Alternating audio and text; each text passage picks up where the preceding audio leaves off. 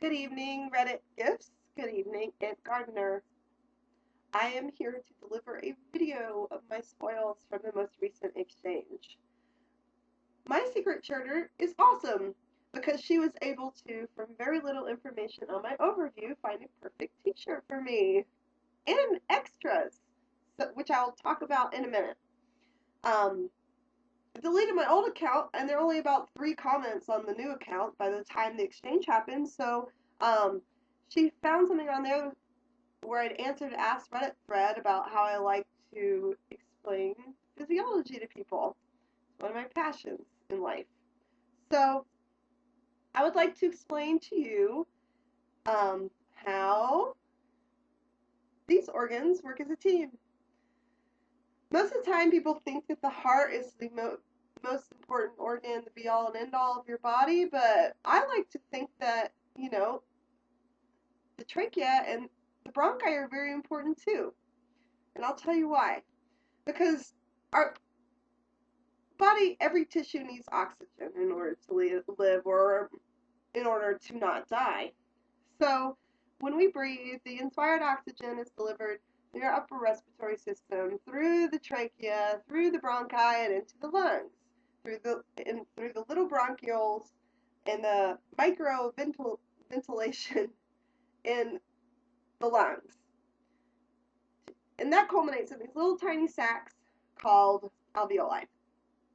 In the alveoli, the microcirculation from the right ventricle or the arteries that come from the right ventricle of the heart meet up with the alveoli, and the red blood cells there are able to exchange carbon dioxide, which is brought from the tissues after the oxygen has been used, and they're like little magnets. The CO2 or the carbon dioxide comes right off, and the oxygen goes on and is able to go back through the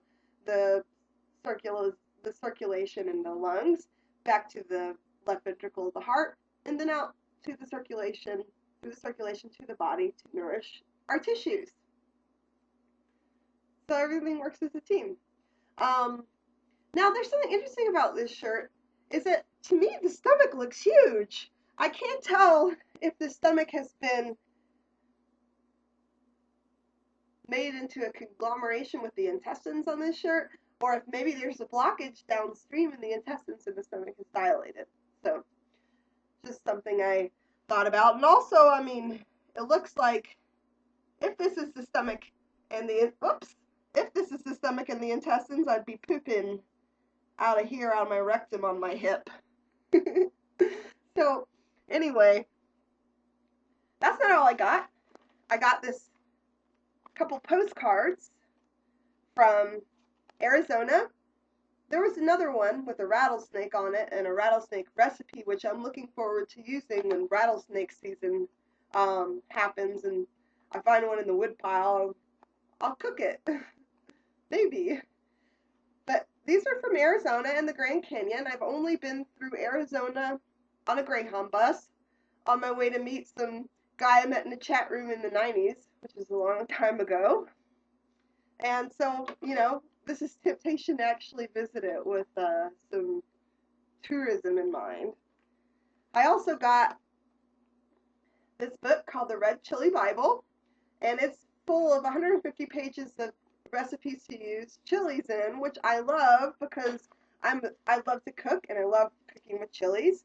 And last but not least, I got some ground chipotle chili. And as a little bonus physiology lesson, the reason, well, okay, so your ice water when you eat something hot is because it triggers the trigeminal nerve, which causes your body to increase the secretions. And so they come out of your eyes, out of your nose, out of your mouth. But the really cool thing about eating hot stuff is it triggers the endorphins, and once the endorphins are released into your body, you feel really chilled out. So,